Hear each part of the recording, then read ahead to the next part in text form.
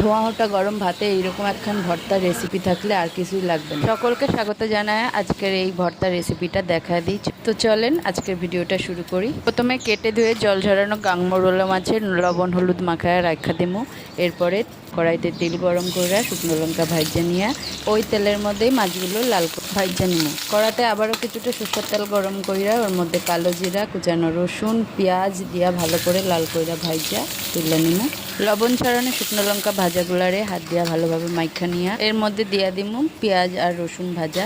এরপর মাছগুলোরে হাত দিয়া ভাঙা নিয়া এর মধ্যে দিয়ে দিমু আগে থেকে ভাজা রাখা বরবটি। মাছের সাথে বরবটি পেঁয়াজ সব কিছু একবারে কচলায় নেওয়ার পরে এর মধ্যে দিয়ে দেবো পেঁয়াজ কুচি টমেটো কুচি কাঁচা লঙ্কা কুচি ধনেপাতা কুচি আর দেবো কাঁচা সরষের তেল। আবারও সবগুলো একসাথে ভালোভাবে মাইখা নিলে রেডি হয়ে যাবে। রেসিপিটা পছন্দ হলে লাইক কমেন্ট শেয়ার করতে ভুলবেন না। চ্যানেলটা সাবস্ক্রাইব করে পাশে থাকবেন। ধন্যবাদ।